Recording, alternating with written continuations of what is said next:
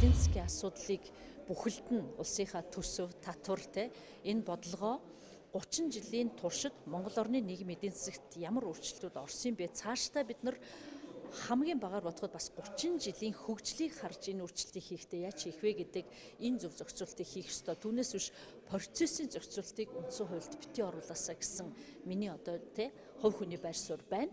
Нөгөөтэйгүр иргэдэд төлөөлж байгаа улсын хурлын гишүүний хувьар байгалийн баялаг үнэхээр ард түмний өмч байх ёстой.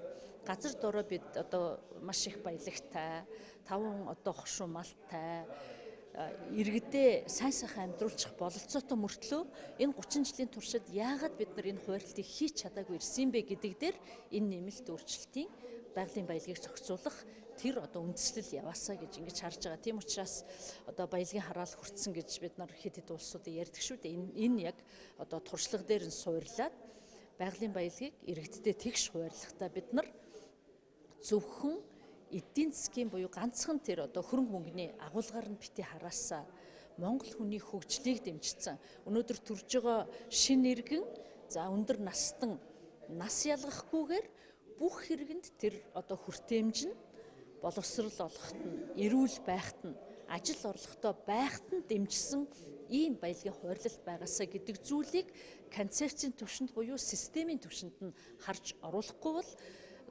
хугацаа заагаад, хувь заагаад хэдэн жил болоод тэр тухайн жилийн үр ашгийг нь хэдхэн хүмүүс хүртэх асуудал ерөөсөө байж болохгүй. Тийм учраас урт настай баялагын хуваарлтыг зохицуулсан хууль байгаасаа гэсэн ийм саналтай байна.